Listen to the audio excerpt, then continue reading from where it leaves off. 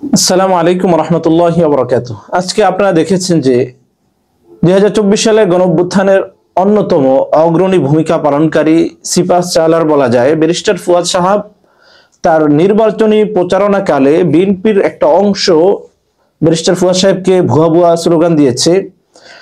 আমরা দেখেছি যে সেই স্লোগানের পাশেই কিন্তু সেই রাস্তার পাশেই কিছু পুলিশ সেখানে মোতায়েন ছিল বা সেখানে ছিল, কিন্তু সেই পুলিশরা এটার কিন্তু প্রতিবাদ করেনি।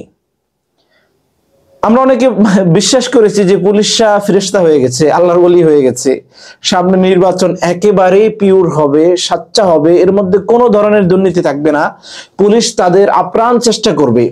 যারা এই ব্যর্থ চিন্তা করেছেন, এই জাতীয় মানে অহেতুক চিন্তা লালন করেছেন, তারা ভুলের মধ্যে আছেন। ব্যারিস্টার ফুয়াদ সাহেব এই দেশের একবারে তৃণমূলের মানুষের কথা বলে।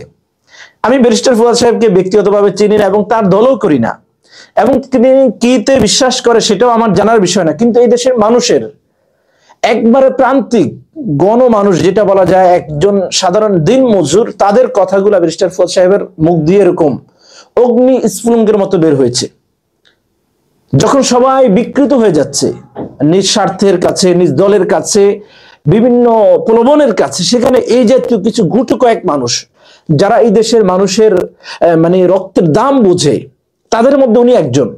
আজকে বিএনপির মতো একটা দল, যারা নিজেদের কোন্দলকে এখনো তারা সমাধান করতে পারেনি, একাধিক জায়গায় নিজেদের এক আসন নিয়ে একাধিক মানুষ দাঁড়িয়েছে এবং তারা নিজেদের মাঝে এই পর্যন্ত জুলাই গণঅভ্যুত্থানে এই পর্যন্ত প্রায় 200-র অধিক মানুষকে তারা হত্যা করেছে।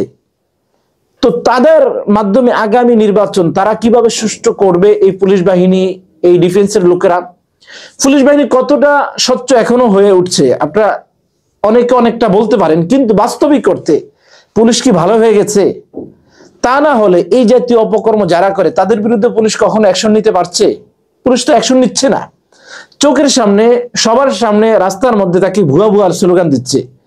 আমি মনে করি বিএনপি এখনই এখানেই থামা উচিত। বিএনপির কবর রচিত হবে যদি বিএনপি এই জাতীয় গুন্ডামি মাস্তানি পরিহার না করে।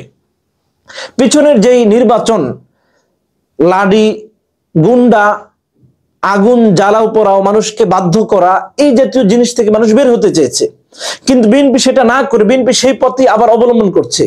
বিএনপি পারতো এই দেশে একটা উজ্জ্বল দৃষ্টান্ত স্থাপন করতো যে মানুষের প্রতি রহম করা, মানুষকে স্নেহ করা, মানুষকে সহিংসতা মুক্ত করা, এটা বিএনপি পারতো, কিন্তু সেটা না করে বিএনপি আজকে কোন পথে হাঁটছে?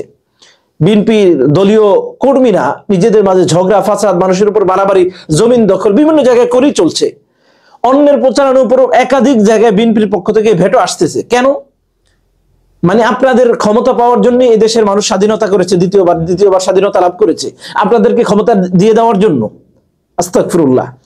এই জন্য যারা মনে করেন যে একক নায়কতন্ত্র প্রতিষ্ঠা করা, এই জন্য no BNP, no Awami League, no Khaleda Zia, no Sheikh Hasina, একক ব্যক্তির ক্ষমতা আমরা এই দেশে আর চাই না, জনগণও চায় না। কারণ একক ব্যক্তির ক্ষমতা, জিয়া পরিবারের ক্ষমতা, শেখ পরিবারের ক্ষমতা, এটা এই দেশে মানুষের জন্য আযাব, রহমত নয়, অকল্যাণ। এই জন্য একক নায়কতন্ত্র আমরা এই দেশে চাই না।